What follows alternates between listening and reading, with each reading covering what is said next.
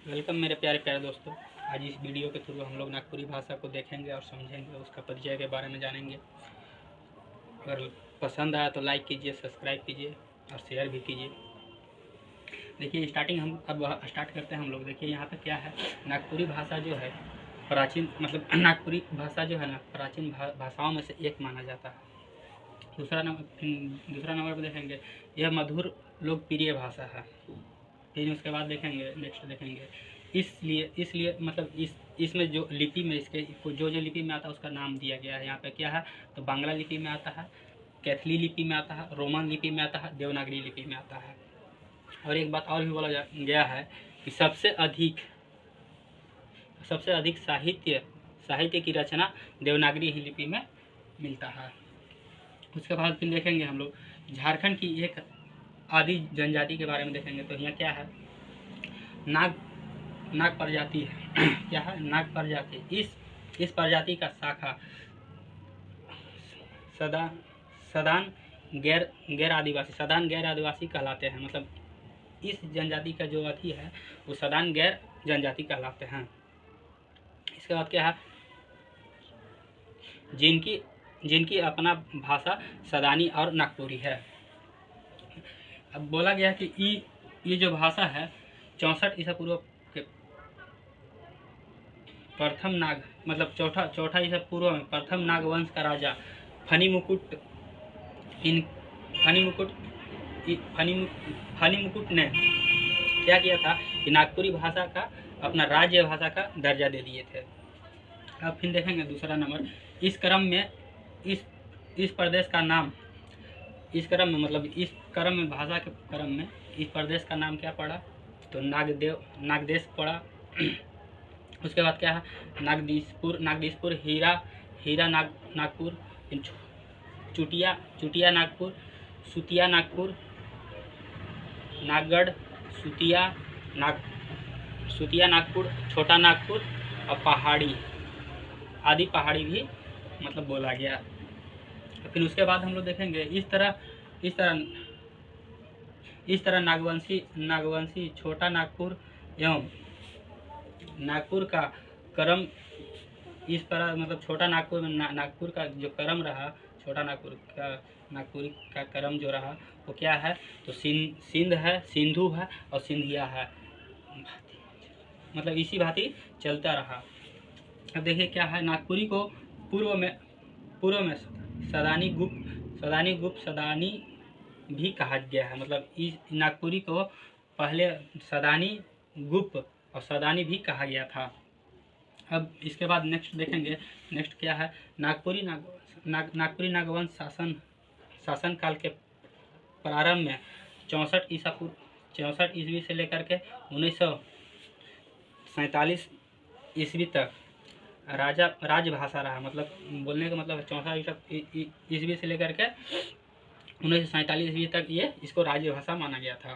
फिर इसके बाद फिर दूसरा नेक्स्ट देखेंगे, तो नागपुरी वर्तमान में 3 क्षेत्रों में बांटा गया है। अब किन किन क्षेत्रों में बांटा गया है वो देखेंगे, नागपुरी भाषा के आधार पर बांटा गया है। तो देखेंगे पहला क्षेत्र क्या है, तो सीमावर्ती क्षेत्र है। दूसरा क्षेत्र क्या है, तो किचित है। जो किचित है वो शहर में बोला जाता है, ठीक ना। फिर उसके बाद तीसरा देखेंगे तो बहुल क्षेत्र देखेंगे। अब ये 3 क्षेत्र देख लिए। अब उसके बाद क्या है, झारखंड में भाषा को मुख्य 3 क्षेत्रों में बांटा गया है। मतलब ये जो भाषा का था, मतलब इस 3 क्षेत्रों में बांटा गया है। तो अब देखेंगे कौन कौन सा क्षेत्र में भाषा बांटा गया है। ये सब भाषा का देखेंगे। तो भाषा क्या है, अग्नि है या इसको बोल सकते हैं प्रोटो अस्टोलाइड बोल सकते हैं। और फिर दूसरा में क्या है, द्रविड़ है। फिर उसके बाद क्या है, तो आर्य भाषा का मतलब मुख्यतः दिया गया, मतलब आर्य। इस तीन क्षेत्र में बांटा गया है। तो पहला क्या था हमको, अग्नि, ओटो अस्ट्रोलाइड था। फिर क्या था, द्रविड़ था। फिर आर्य था। ये तीन मुख्य भाषा में बांटा गया है। अब फिर नेक्स्ट इसके देखेंगे तो क्या हम फर्स्ट को देखेंगे। तो फर्स्ट में क्या था हमको, अग्नि था। तो यहाँ पे देखेंगे अग्नि प्रोटोलाइट में कौन कौन सा भाषा आता है? तो इसमें आता है संथाली आता है, मुंडा आता है, हो आता है, बिरहो आता है, बिरहोर आता है। फिर देखेंगे सेकेंड वाला में, देखें तो सेकेंड वाला में क्या था? तो द्रविड़ था। तो द्रविड़ में कौन कौन सा भाषा आता है? तो कुडुक आता है, माल्टो आता है, किसान आता है, धांगरी आता है। और फिर अब तीसरा नंबर में देखें तो तीसरा नंबर क्या था? आर्य। तो आर्य में क्या क्या आता है? तो नागपुरी आता है, कुरमाली आता है, खोरठा आता है, पंचपर्गनिया आता है। अब नेक्स्ट देखेंगे तो नेक्स्ट में क्या है? आर्य भाषा में सबसे प्रमुख नागपुरी माना गया है। मतलब इसमें जो आर्य भाषा में जो 3 क्षेत्र में भाषा बांटा गया था, तो जो लास्ट वाला आर्य भाषा था उसमें सबसे प्रमुख नागपुरी माना गया था। सबसे प्रमुख भाषा नागपुरी माना गया था। और आदिवासी इसी को श्रेष्ठ दिखाई दिया आदिवासी को। मतलब आदिवासी में सर्वाधिक यही भाषा बोला जाता है। अब नेक्स्ट देखेंगे तो झारखंड है। क्या झारखंड की कई आदिवासी समूह जिनकी अपनी कोई भाषा नहीं है, मतलब जो आदिवासी उनका कोई अपना भाषा नहीं है।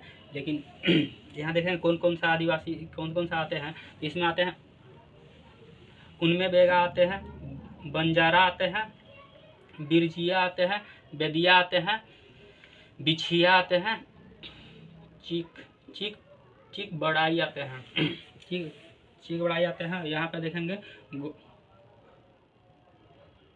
गोहाट आता है, खरवार आता, गोहाट, खरवार, लोहरा, पहाड़िया आता है।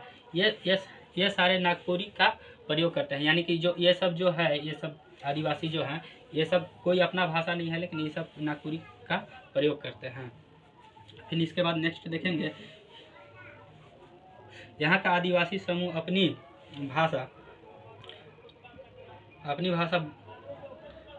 भाषा और बोले है, हो, भी, मतलब ये सब प्रयोग करते थे। आपस में एक दूसरे से बात करने के लिए, करने के लिए, समझने बोलने के लिए सब नागपुरी को ही प्रयोग करते हैं। अब देखेंगे नेक्स्ट क्या है। इस मतलब नेक्स्ट क्या है? तो कई विद्वानों ने बोला गया, कई विद्वानों ने बिना अध्ययन के ही इसकी व्याख्या कर दी। यानी कि बोला गया कि मतलब बिना इसमें अध्ययन किए हुए भी इस भाषा को व्याख्या कर दिए थे।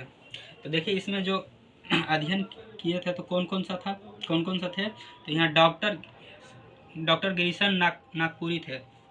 ये क्या बोले थे कि ये बोले थे क्रोपोट फोरम ऑफ भोजपुरी बोले थे। अब देखेंगे नेक्स्ट जो थे वो क्या बोले। तो डॉक्टर उदय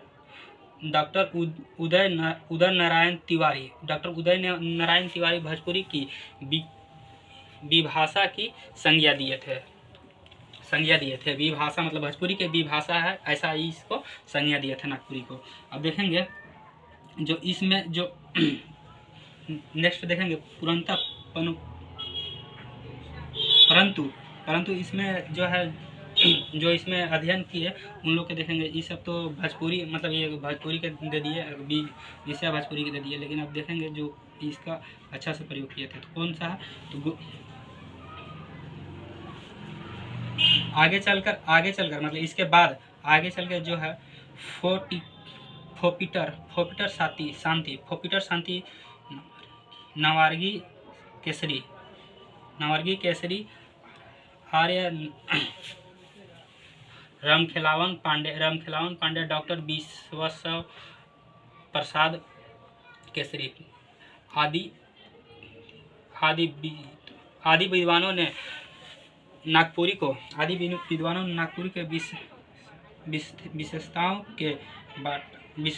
विशेषताओं में बांटा। यानी कि नागपुरी के विशेषताओं में बांटा। तो इसमें प्रतिष्ठा करने में महत्वपूर्ण भूमिका निभाया। मतलब इसमें जो है ये सब जो भी थे यहाँ जो भी हम बोले, ये सब नागपुरी को प्रतिष्ठान करने में महत्वपूर्ण भाग निभाए थे। हम नेक्स्ट देखेंगे कि मगध से निकलकर बिहारी परिवार की चौथी भाषा। तो चौथी भाषा कौन कौन सा उसको देखेंगे जो मगध से निकल के आया है। तो इसमें है मैथिली है, भोजपुरी है, मगही है। मगही के साथ साथ के रूप में फिलहाल इसमें क्या आता है, तो नागपुरी को मान्यता मिला है। मतलब ये जो 4 भाषा थे इसमें ये सब में से सब किस में मान्यता मिला, तो नागपुरी में मान्यता मिला है। अब नेक्स्ट देखेंगे नागपुरी भाषा में मगध में अपसरण से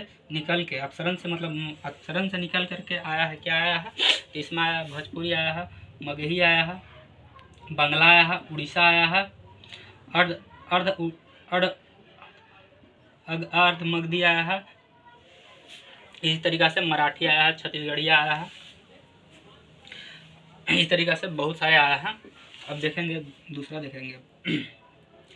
दूसरा में क्या है, झारखंड में जनजाति एवं श्रेणी भाषा के अंतर्गत कुल 9 भाषा आते हैं। मतलब झारखंड में जो प्रजातीय श्रेणी भाषा में कुल 9 भाषा आते हैं। तो कुल 9 भाषा आते हैं, भाषाओं को मान्यता प्राप्त है। मतलब कुल 9 भाषा आता है, इसमें से 9 भाषा का, ऐसे तो भाषा बहुत आता है, सॉरी इसमें बहुत भाषा आता है, लेकिन इसमें बोला गया कि 9 ही भाषा का मान्यता प्राप्त है। 9 ही भाषा का मान्यता प्राप्त है। भाषाओं को 2 क्षेत्रों में वर्गीकृत किया गया है। मतलब ये सब बहुत सारे भाषा, लेकिन जो मान्यता प्राप्त है इसमें 9 भाषा आते हैं और इसमें से 2 क्षेत्र में वर्गीकृत किया गया है। तो देखेंगे हम लोग कौन कौन सा बात में किया गया है। तो पहला है जनजातीय भाषा। तो जनजातीय भाषा में अब कौन कौन आता है इसको देखेंगे। संथाली आता है, मुंडारी आता है, हो आता है, खड़िया आता है तथा कुड़ुक आता है। ये आता है जनजातीय भाषा में। अब देखेंगे क्षेत्रीय भाषा में कौन कौन सा आता है। तो नागपुरी आता है, कुरमाली आता है, खोरठा आता है और पचपरगनिया आता है। अब इसके बाद नेक्स्ट देखेंगे हम लोग। तो नेक्स्ट क्या है, तो नागपुरी झारखंड के अलावा किस किस देश में, मतलब और कहीं, मतलब दूसरे क्षेत्र में, दूसरे प्रदेश में भी इस भाषा का प्रयोग किया जाता है। तो किस किस में होता है उसको देखेंगे। तो कहाँ होता है, नेपाल में होता है, नेपाल के छापा में होता है। कहाँ पे होता है, नेपाल के छापा में होता है, मोरगा में होता है, हड़मल में होता है, आसम में होता है, रामरूप गोरव में होता है, गोरखहासी में होता है, सिलियड में होता है। ऐसे आदि इत्यादि बहुत सारे देशों में इसका प्रयोग किया जाता है। अब नेक्स्ट देखेंगे झारखंड के सर्वाधिक बोली जाने वाली यह मधुर भाषा है। मतलब झारखंड के सबसे अधिक बोली जाने वाली यह मधुर भाषा है। अब नेक्स्ट देखेंगे नेक्स्ट है क्या है, इसका प्रयोग जो है ईसाई धर्म के प्रचार जिस समय हो रहा था, तो इसका प्रयोग भी उसमें किया गया था। नेक्स्ट देखेंगे केसरी कुमार ने इसे गीत की रानी बोली है। क्या बोले हैं, तो गीत की रानी बोले हैं। और फिर डॉक्टर बिपिन केसरी ने इसे बांसुरी का भाषा बोला है। और भी है, अभी वीडियो बड़ा हो जाए इसके वजह से यहाँ पे नेक्स्ट करते हैं, फिर अगले दिन देखेंगे। Okay bye.